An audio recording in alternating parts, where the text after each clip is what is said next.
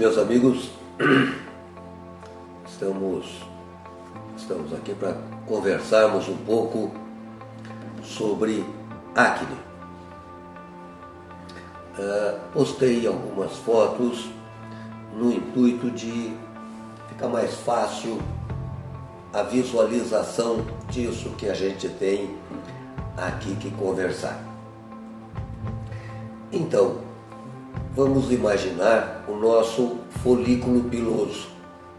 Nosso folículo piloso sai na derme, sai na epiderme, num poro, um buraquinho, que é o poro do folículo. Dentro deste folículo tem o desenvolvimento de um pelo e ainda descarrega neste folículo uma glândula sebácea. Então, o pelo é independente da glândula sebácea, embora o folículo piloso leve até a epiderme as duas coisas. A glândula sebácea, ao produzir este sebo, que na verdade são triglicérides, são lipídios, triglicéridos, não é? Quando liberados na nossa epiderme, vai servir de proteção, vai proteger a nossa pele. Evidentemente, nós temos diferentes tipos de pele, onde alguns têm um pouco mais desta oleosidade, outros um pouco menos, levando com que tenhamos peles mais secas, mais oleosas. Mas eu estou falando assim de um nível dentro do que a gente chamaria de normalidade. Quando nós tivermos uma ação androgênica.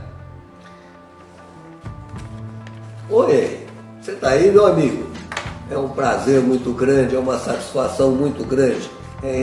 Amigão do coração. Muito prazer em saber que você está aqui comigo. Um grande abraço. Então, eu dizia que a ação androgênica vai estimular a glândula sebácea na produção deste sebo. Então, quando eu tiver um aumento de ação androgênica, quando eu tiver um estímulo androgênico, eu vou ter um estímulo para maior produção deste sebo pela glândula sebácea.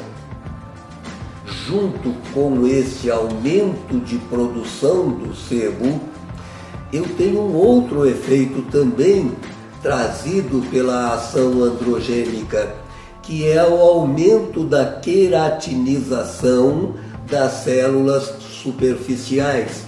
Então, as células da epiderme e folículo vão sofrer uma hiperqueratinização e eu vou ter então um desenvolvimento. A queratina colocada dentro da célula vai levar a célula à morte, e a célula morta que nós temos na superfície são células queratinizadas.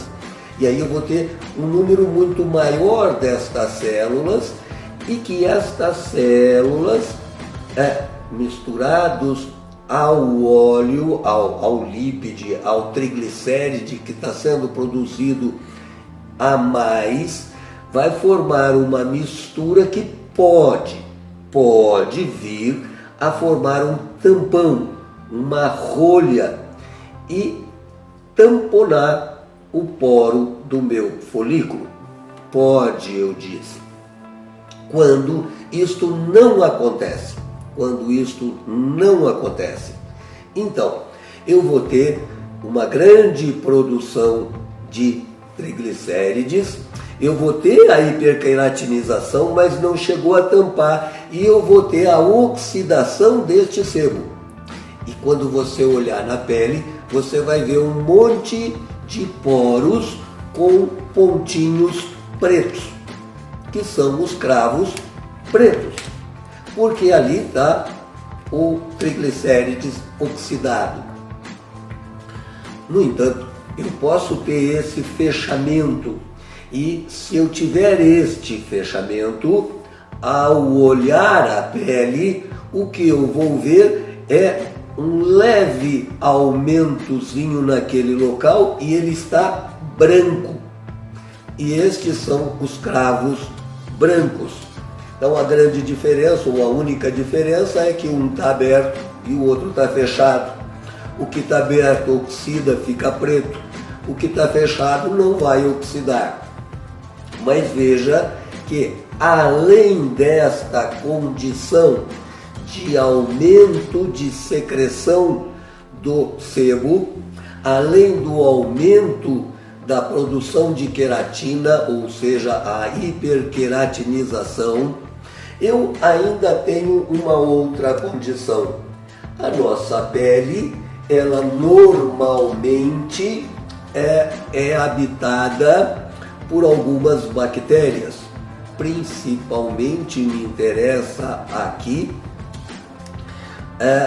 o Propionum bacteria acne, e que vai se utilizar deste sebo, deste triglicérides. Ele não fica só na superfície, mas ele acaba penetrando nestes poros. Imagine você, eu tenho então uma situação assim, um folículo onde se formou a rolha, está tampado, eu tenho um aumento de produção, e lá dentro onde eu tenho esse aumento de produção, eu ainda tenho uma bactéria muito especial, porque ela é anaeróbica, ou seja, ela, quando não tem o oxigênio, ela se prolifera de uma forma espetacular. Então veja, mas até chegar neste ponto aqui, neste ponto, eu tinha então um aumento de produção de sebo, um aumento da queratinização, e eu ainda então, em vista disso, podia ter poros abertos ou fechados, formando nos fechados um aumento, uma formação como se fosse de uma pústula, de uma pápula, desculpa, não pústula. Veja, até aí nesse momento, até essa elevação, eu tenho um processo absolutamente dentro do que chamaríamos de normalidade. O que eu quero dizer? Eu não tenho ainda um processo inflamatório instalado. A partir daqui, eu vou começar a ter o desenvolvimento de um processo inflamatório dentro deste quadro. E esse processo inflamatório vai ser de diversas origens. Por exemplo, o próprio P. acne, Propionum bacteria acne, vai produzir algumas enzimas, algumas proteases, vão agir em alguns receptores que vão produzir o processo de inflamação, que vão produzir a vinda dos macrófagos, a vinda de macrófagos para essa região. E nós vamos ter então macrófagos, linfócitos, todos nesta região em volta do folículo. Mais do que isso, o Propionum bacterium vai fazer, por hidrólise, vai fazer a quebra do triglicérides em ácido graxo e glicerol. E aí eu vou ter ácido graxo livre, muito ácido graxo livre, que por si só vai se conectar a receptores inflamatórios. E nós passamos a ter então nesse momento a inflamação. Então aquilo que era um comedão aberto ou fechado, mas sem a característica inflamatória, agora passa a ter uma característica inflamatória. Mais do que isso, ele é uma condição infectada. Então eu tenho infecção e tenho inflamação. Este processo vai acabar produzindo uma ruptura da parede lateral do folículo e nós vamos ter um derramamento de todo este conteúdo com os triglicérides livres, com ácidos graxos livres, com triglicérides, com ácidos graxos livres, com propionobactério, todos sendo liberados no tecido subcutâneo. Ora, agora então a gente realmente expande além do folículo esta condição infecciosa e inflamatória. Mas veja, seja lá qual for a razão androgênica que estimulou este início neste folículo que eu estou descrevendo, não o fez só nele, unicamente nele, mas fez no contexto todo da pele. E a pele tem muitas glândulas, por isso, tudo isso que nós descrevemos em uma vai estar acontecendo nas outras glândulas ao redor. E por isso nós vamos ter esses derramamentos em diversas delas, podendo inclusive fazer uma fisculização subcutânea, unindo um folículo ao outro.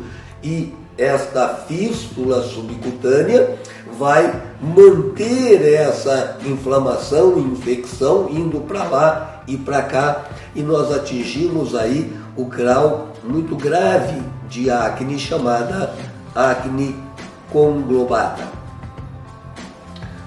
Bom, então essa assim de uma forma, uma pincelada bem rápida, bem simples, da evolução de um folículo de normal, de bonitinho, até uma acne e uma acne grave.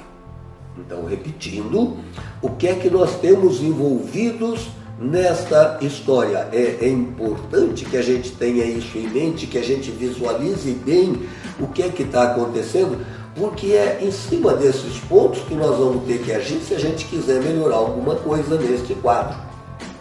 Então, nós temos inicialmente um aumento de produção de sebo, um aumento de produção de queratina. Isto é que vai fazer, o aumento de produção vai fazer, por exemplo, a pele ficar oleosa, cabelo oleoso, costa, aonde tiver este folículo. Esta oleosidade em excesso, mais a descamação pela hiperqueratinização, vai formar rolha.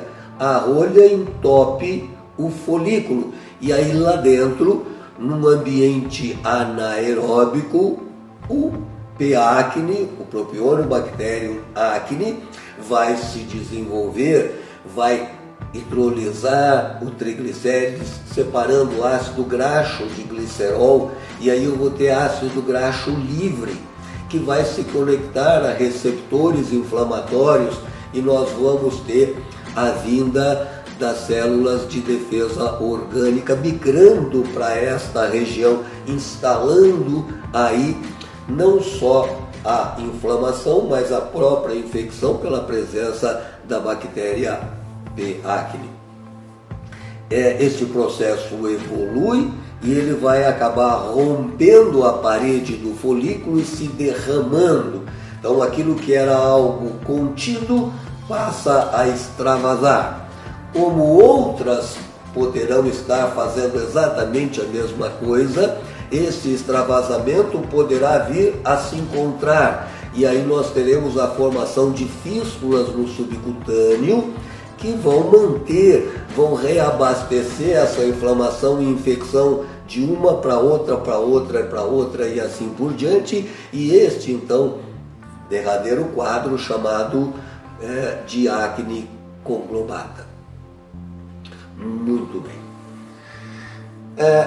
Como é que nós tivemos um aumento ou uma ação androgênica despertando esta característica? Na vez passada que conversamos, eu ainda coloquei para vocês assim: no garoto, entrando na puberdade, ele vai começar a desenvolver os seus hormônios sexuais. E aí eu vou começar então a ter testosterona que se deriva em dihidrotestosterona e que comanda o eixo pilosebáceo. Essa dihidrotestosterona é que vai comandar esse aumento de produção de sebo, esse aumento de hiperqueratinização.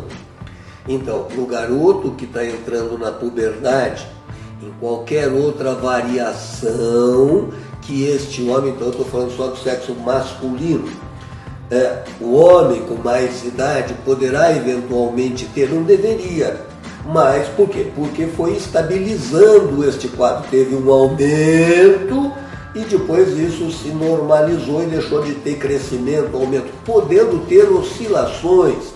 Veja, nós podemos ter um homem e que de repente ele começa a engordar, ficar gordo, especialmente gordo na região de barriga, e aí eu vou ter o desenvolvimento de uma hiperinsulinemia, e tendo uma hiperinsulinemia vou ter o breque da formação de SHBG no fígado, o SHBG deixa de se ligar à testosterona e eu vou ter mais testosterona livre para virar dihidrotestosterona e eu vou ter então aí um aumento de ação androgênica, não importa que idade foi isso, e eu posso ter um aumento então de oleosidade, como eu posso vir a ter realmente um aparecimento de quadro acneico.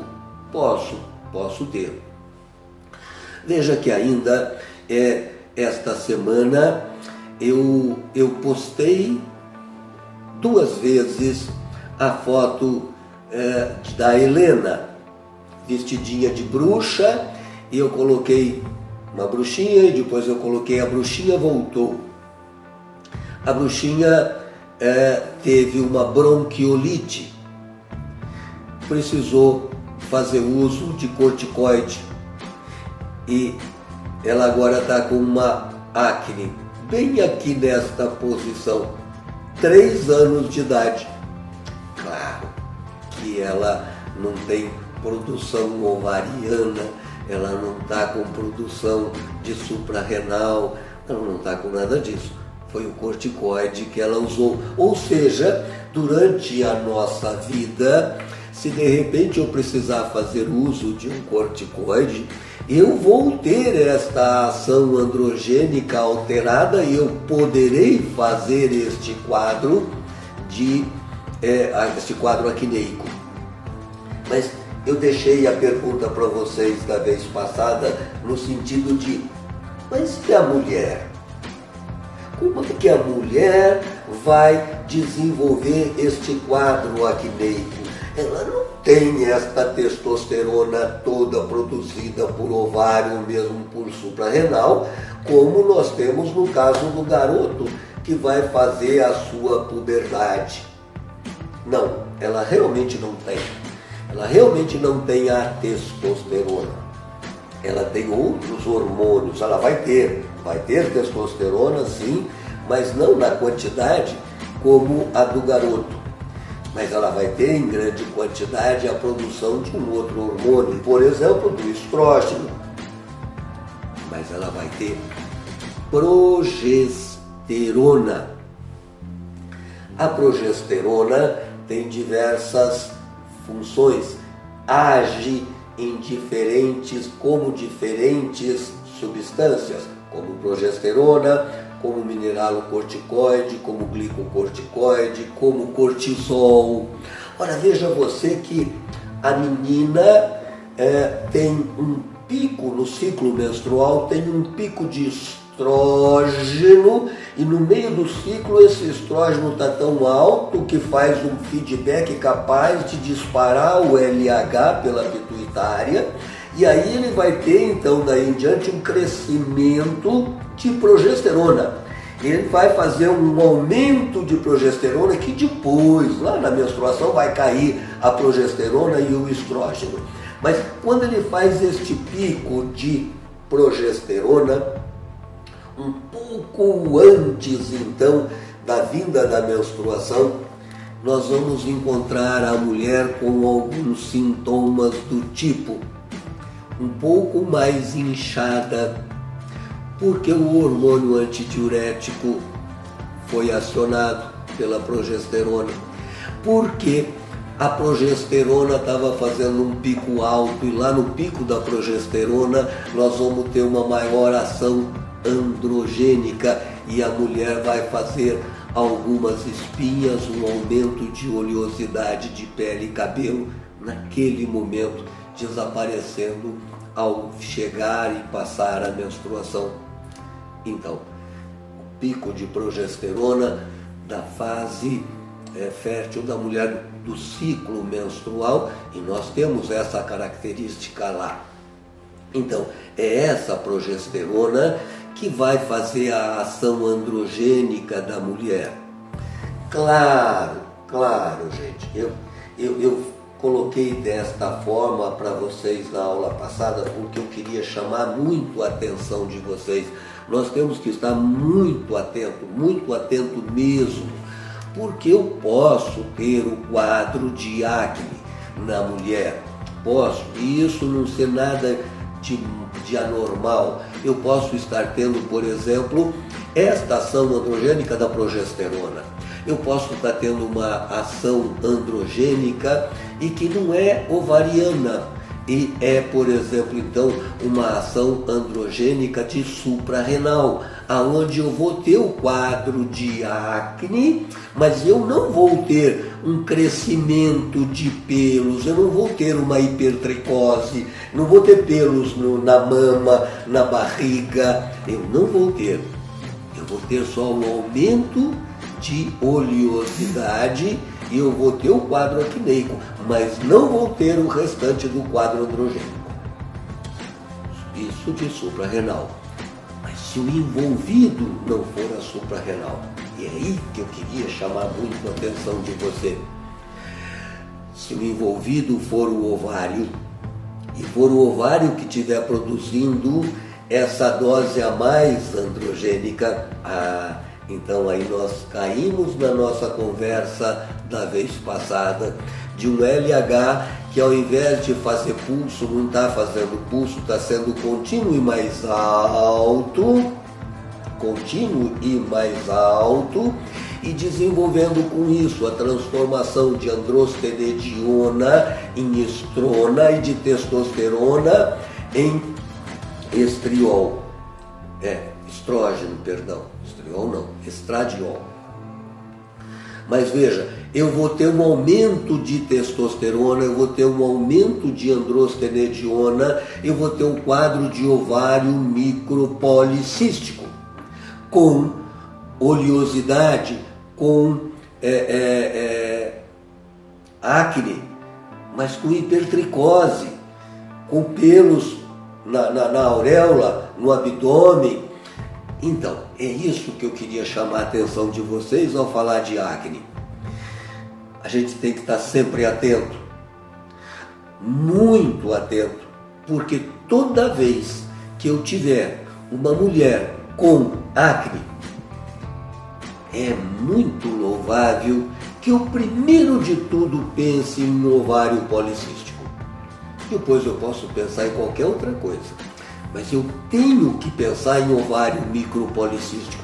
Lembra que na aula passada, na vez passada, eu estava falando com vocês e disse que o ovário micropolicístico, ele tem que ter duas de 3 condições.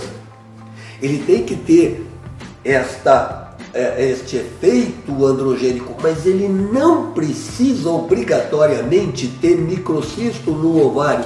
Ele não precisa obrigatoriamente ter um ultrassom com microcisto do ovário.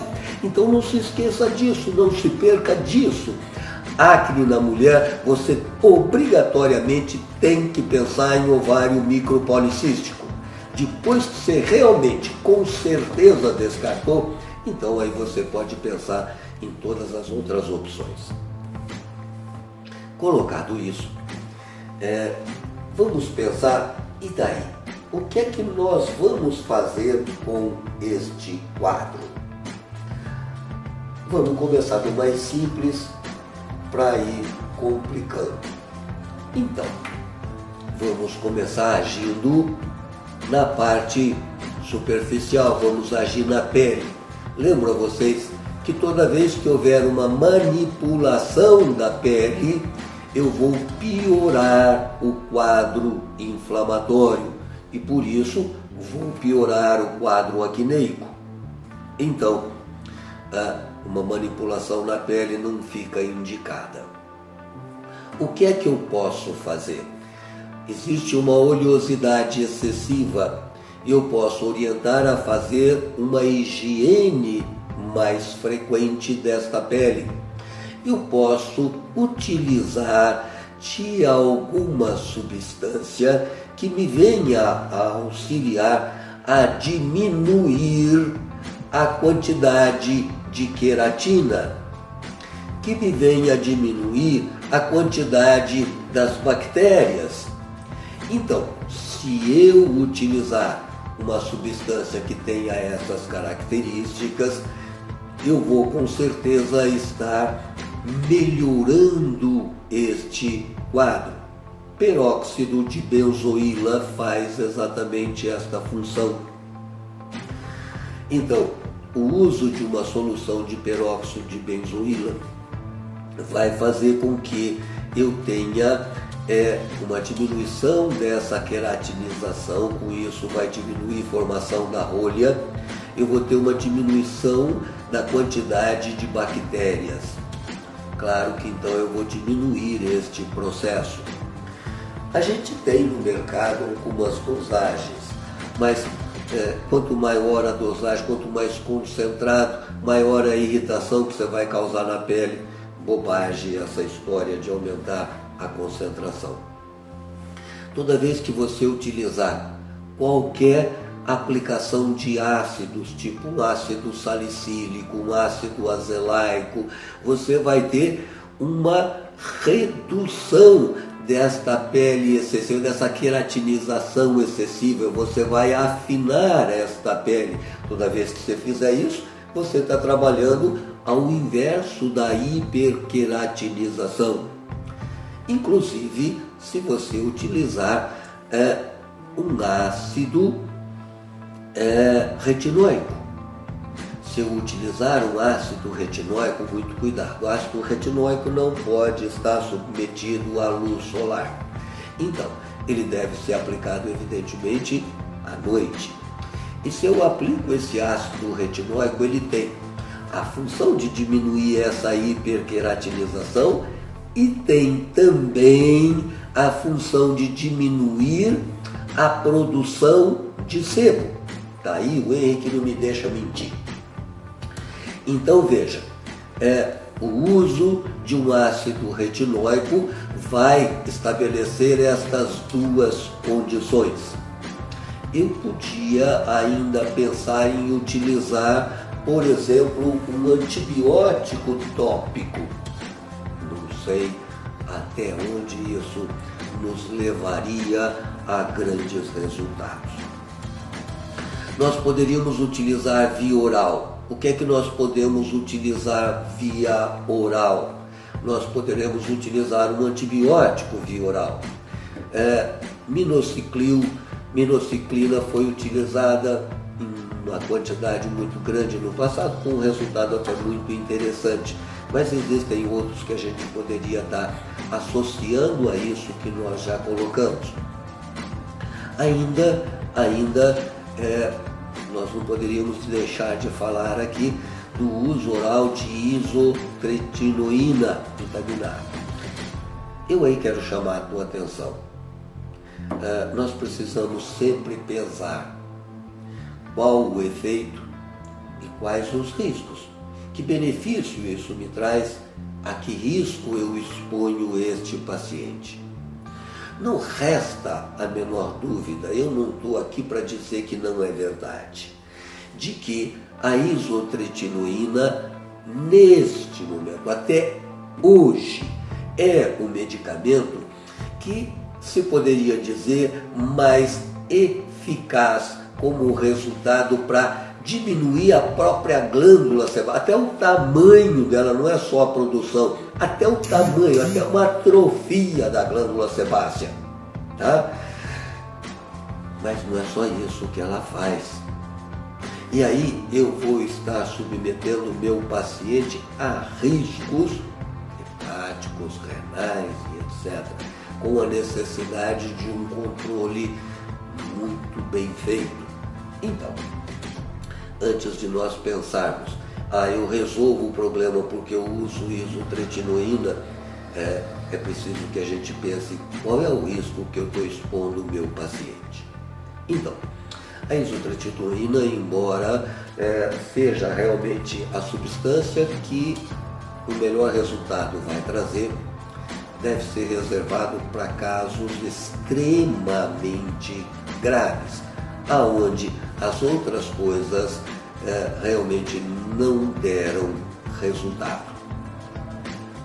Eu quero complementar esta história colocando para vocês o seguinte: como é que nós começamos a nossa conversa? Nós começamos dizendo, houve um estímulo androgênico. Houve um estímulo androgênico?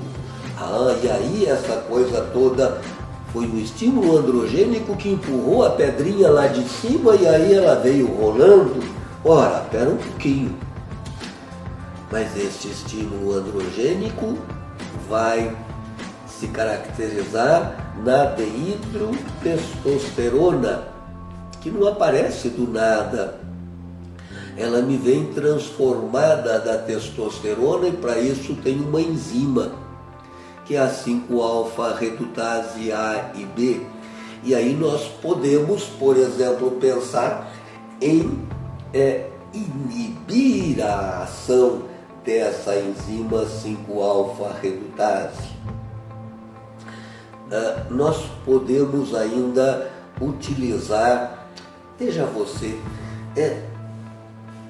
você já deve ter visto, eu uso muito, nos quadros de artrite, a dor articular produzida pela inflamação desta articulação, ela pode ser diminuída com a utilização de um creme que se aplique sobre a articulação, creme este feito ou manipulado de duas substâncias, DMSO e estrógeno, porque o estrógeno tem uma ação anti-inflamatória muito interessante. Então, eu poderia agora estar pensando em realmente utilizar o estrógeno como anti-inflamatório e como antiandrogênico, e fazer aplicação na pele. Poder eu posso, eu só não posso perder de vista que o estrógeno exposto à luz solar vai me levar ao melasma, que é o que as mulheres grávidas, ao tomarem sol, alta dosagem estrogênica, ou mesmo as mulheres no uso de anticoncepcionais e ao tomar sol acabaram formando. Então, ao aplicar um creme de estrógeno mais DMSO na face, se expor ao sol, eu, claro, vou estar tendo este risco, ou seja, o paciente não pode, em hipótese nenhuma, estar se expondo ao sol. Nós ainda poderíamos estar falando de acne numa associação com a alimentação. É muito comum, é popular que se diga que eu comi chocolate e ao comer chocolate piorou a minha acne. Veja, claro que cada um é cada um. E se o teu paciente disser para você que quando ele come cenoura a acne piora, você não vai brigar com ele. Ele vai falar que quando come chocolate também você não vai brigar com ele. Mas tem algo muito interessante que você tem que dizer para ele. Leite de vaca. Leite de vaca é a vaca, no leite de vaca nós temos IGF-1. É um hormônio de crescimento insulina-like e que vai fazer com que aumente a massa do bezerro. Porque ele não foi programado para ser para o homem bebê, tá? E a hora que a gente toma, ele vai disparar uma ação, um estímulo androgênico e por isso vai aumentar a acne, quer seja no homem, quer seja na mulher. Então, leite e derivados é alguma coisa que realmente se deve retirar. Toda a alimentação com grande quantidade de carboidratos vai facilitar o pico de hiperinsulinemia, vai brecar SHBG, vai deixar solta a testosterona que vira dehidrotestosterona, que faz indução de acne. Então, a alimentação deve ser em baixa quantidade de carboidratos e não deve usar laticínios. Eu ainda quero terminar dizendo para você o seguinte: quando você tiver um paciente que vem queixando de uma espinha que está grande, fechada, incomodando, existe um procedimento interessante que o pessoal da dermatologia chama de destelhar. Destelhar, tirar telha, tirar tampa, tirar rolha. Ácido glicólico em gel a 70%.